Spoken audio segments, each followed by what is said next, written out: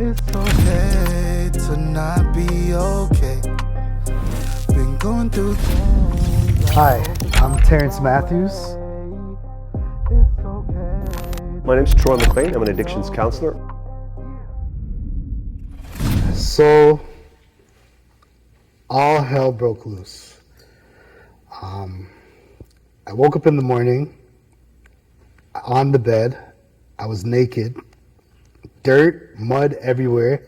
I had no idea what was going on. I went in the shower, cleaned myself, put on my clothes, and my aunt and my uncle came to the house. At this point, everyone back home in Canada found out what happened, and everyone in the neighborhood knew that the foreigner gone mad. So the foreigner lost his mind, basically. And You being the foreigner. yes. Foreigner went mad. Yeah. So my uncle, which is my dad's sister, and her husband came to my other uncle's house and picked me up. So they were trying to get me some help. So they brought me to the local clinic. I still was confused as to what was going on. I didn't know what was really happening to me. And then the clinic, they asked me questions or whatever, and then they gave me an injection. I didn't think anything of it, and I think that was the same day. Maybe my cousin would have to correct me, my cousin Tiara, but I think that was the same day I was actually supposed to fly back home to Canada. So I went to the airport, and I was supposed to board the flight, and I started experiencing my first seizure. I believe I actually had multiple seizures that day. I was convulsing, my body was shaking. I've never experienced anything like this. It was the most scariest part of my French I've ever experienced. So obviously I wasn't fit to board the flight, and they rushed me to the hospital. My mom was back home freaking out. We'll get into her side of the story, but yeah, so from there they rushed me to the Kingston hospital, and I guess I stopped having the seizure and everything, and they tended to me, and I just remember being in the hospital and confused as to where I was, what was going on. I was a big fan of Young and the Restless. Shout out to my grandma, shout out to my mom. Shout out to Victor Newman. Yeah, shout out to Victor Newman. Victor Newman, shout out to my mom Nikki as well. Newman, yeah. Wow. I don't know if this is going to crush our ratings or get us ratings when people find out you and I watched it. I don't care. I used to be a proud, avid Young and the Restless watcher. Anyway, I was in the hospital, and my mind was just playing tricks on me. I was thinking that I was on a cruise ship with actors from soap operas.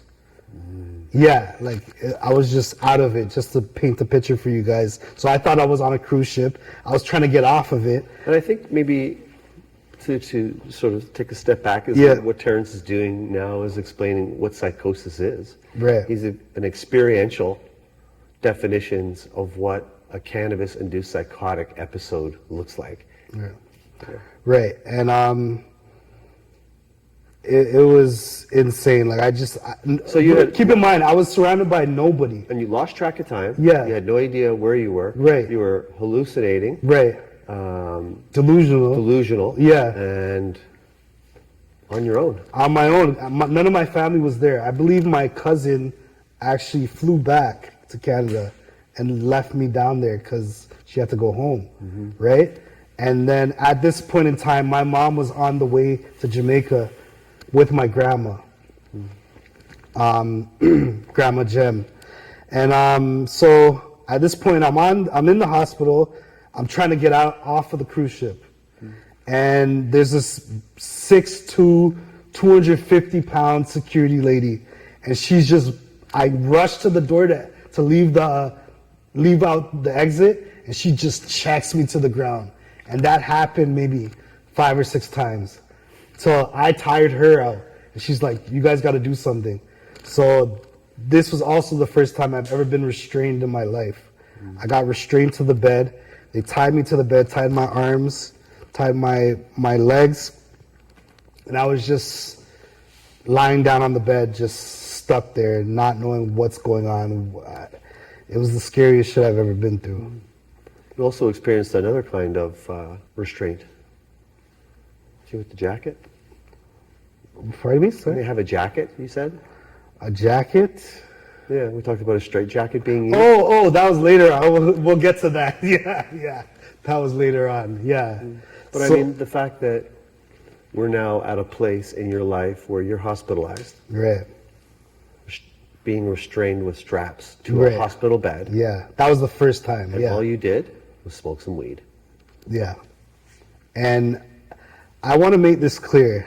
I don't want to go off topic, but people think, to some people, weed is just, just have a drink, have a beer, like it's harmless. It fits under a lot of people's, the soft The drug. soft drug, yeah. And that may be true for some people, but there's a lot of people, a lot of kids, a lot of teenagers, a lot of adults that should not be smoking weed at all.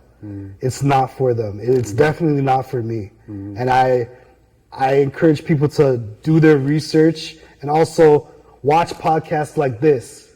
Matter of fact, just watch this podcast, Demons and Addictions, because we want to highlight and shed light on the dangers of what can happen on the other side of the coin if you go down this route.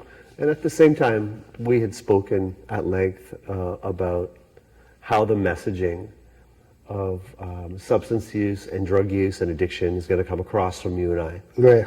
From the person who is the lived experience side, Yeah. and then the clinical side. Right. But I think we also talked enough to know that we want people to know that we're not hating on it. Yeah. We're not hating on weed. We're not haters. It's more of an educational thing for people to understand this Right. drug, that it is not a soft, benign drug. Right. It can cause very significant and very serious problems for some people. Right. Some people. Some people, yeah. And for a very small percentage, significant problems. Definitely. For another percentage of people, no problems. Right. But what Terrence is talking about was his experience with it. Yeah. And he's not alone. There were a lot of people we see. A lot. A lot of people don't even know about it still to this day. But so I can't remember where I was. And we didn't have the literature back then either. Like, we Yeah. weren't hearing terminology as much as we have a psychiatrist on board and stuff. And this was 2006. Yeah. And there weren't a lot of resources. There wasn't a lot of information. And weed was still illegal at the time. Right. And it's funny because I'm just gonna go back a little bit to that guy that warned me. In Jamaica, there's people. A lot of people know, and some know and some don't. But they know. Say weed can mad you. Weed can make you lose your mind. A lot of people don't know that.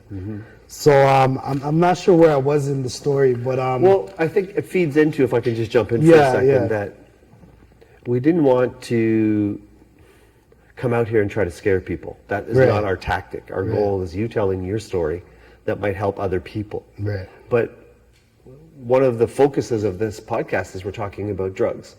And cannabis, especially now in 2025, that it's a legalized substance. There are a lot of people who are experiencing very negative side effects as a result of their cannabis use, but they're not even aware that that's what it is. Right. It might be anxiety, it might be paranoia, it might be psychosis, but there's a lot of things happening with people using weed now that could be problematic. right. Because a lot of people don't understand how it works, and it has the potential to do things. So just quickly, there are the different classifications of drugs. So you have stimulants, you have depressants, you have hallucinogens. Cannabis actually fits into a category they call a paradoxical drug, because it can cause anxiety, it could take you up, it could be depression, take you down, Take or you it could spin you around into hallucinations. Right. So cannabis is recognized as what they call a paradoxical effect on people, because if we all, all of us in this room tried cannabis, you're going to get 6 different outcomes of how people are. That's the dangerous thing. Maybe about one it. falls Yeah. asleep, one has hallucinations, another one thinks it's funny. We just eat. So because of the paradoxical effects of cannabis, sometimes you don't know what you're going to get. Right. especially a first-time user or a second-time user. Right, and we're stressing that people should be aware of these dangers, and I call them dangers because look what happened to me. I was experiencing my first seizure. I'm being restrained in a hospital bed. I don't know where I'm at. My family's not here. By the way, I'm in grade 11 high school. I'm underage. I shouldn't be drinking. I shouldn't be smoking weed, but you know.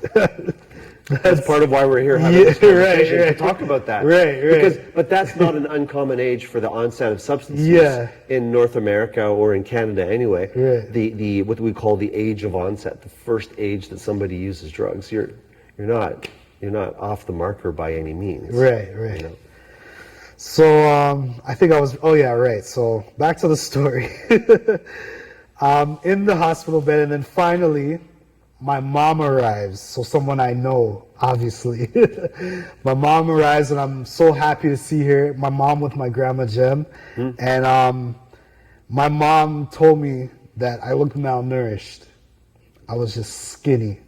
I've always been a skinny kid growing up, but I was really like looked malnourished. You know, yeah, pretty much. MAGA. Yeah, MAGA. Thank you, Trey.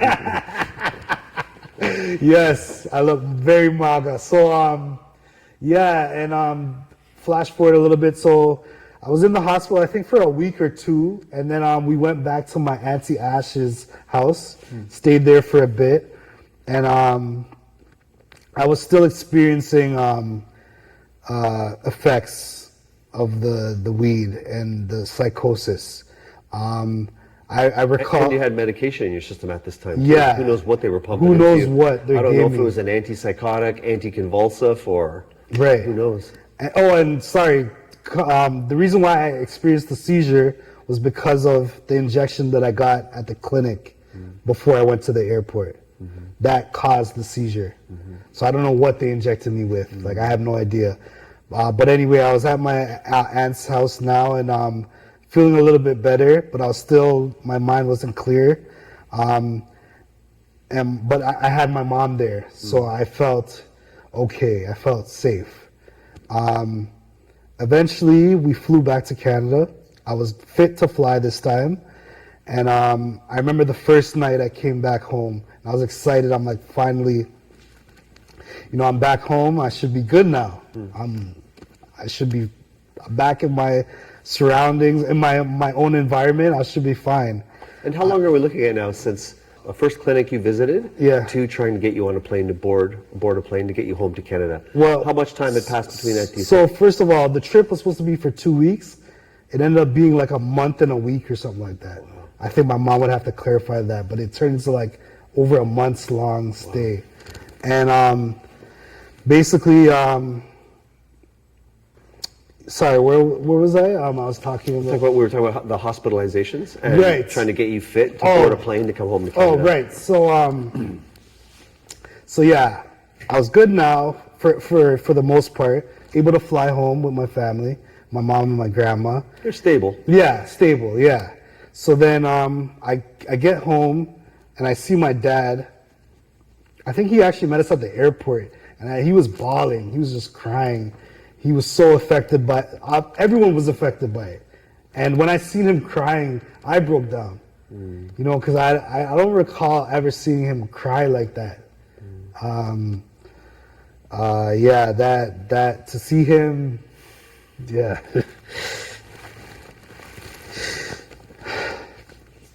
That hurt me.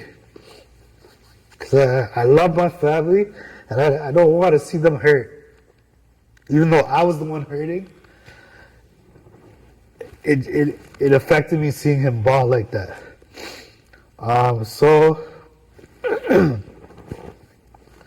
So I'm back home now, and I'm trying to go to sleep, and I'm literally lying down in my room, and I can't sit still.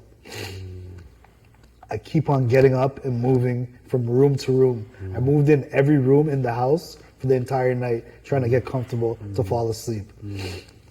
And I was just so frustrated and confused as to why this was happening to me still, because I thought once I'm home, I should be fine, right? It's over now. Yeah, it's over. Yeah, I'm home. So anyway, the next morning, I didn't get any sleep. I couldn't sleep at all. And my family was like, okay, we gotta take him to the hospital. They took me to Peel Memorial Hospital in Brampton, downtown Brampton. And I was in the psych ward for, I would have to say 2 months. A month and a half to 2 months to get me stable and thinking clearly again. So maybe we could just touch on what was still happening for you. You were still having a bit of a psychotic episode. Right. It was continuing on, so Right. maybe just letting people know. And I love you so much, man. Thank you for being so vulnerable and telling your story to us. It's beautiful. Yeah. But you did it. You're here. Yeah. So let's tell them a bit about this long period of time you were still experiencing psychosis, because I remember coming to see you at the hospital. Yeah. And I remember reading some of your lyrics that you were writing for some of your rap. Mm-hmm. How you were talking scriptures, a lot of things like that. Right. So maybe letting people know a little bit about what that psychosis was like, because you were home, you were better. Yeah. But you were still sick. Right. So the stay at Peel Memorial Hospital was interesting. I've never been in a psych ward before. I've never experienced anything like this. I was around people, and I'm just painting a picture for people that don't know what it's like. Everyone is heavily medicated in the ward. In the ward, yeah, heavily medicated, trying to get their mind back to normal for the most part. And I was still out of it, and I remember there was a nurse. He had the same name as me, Terrence. I'll never forget him. I was a fighter, but I'm not a fighter. Like, if anyone who knows me, like I'm an innocent guy. Like, you know, I'm harmless. You're a gentleman. Yeah, right. Indeed, you are. Thank you. I'll vouch for you. Yeah, so I was actually fighting him, and he had to pick me up and restrain, and just shove me down onto the bed. And then after, he was just done fighting with me, so he's like, all right. So he put me in a straitjacket. And that was the second time I've been restrained. And I think maybe for, again, educational sort of purposes, tell people and show them what a bit of a straitjacket is, or tell them about the experience of that. Right. I don't even think I've told anybody this, but straitjacket, you're essentially hugging yourself. You're restrained. You can't move. You can't even scratch your nose. You're just hugging yourself. And they do this, I understand why they do it, because they don't want other patients and the nurses to get hurt. Or they don't want me to hurt myself. More so for the patient, right. Not hurting themselves. Right. And that's most likely to happen. A patient will get hurt rather than hurt somebody. Right. So I was hugging myself, and I never told anybody this though, but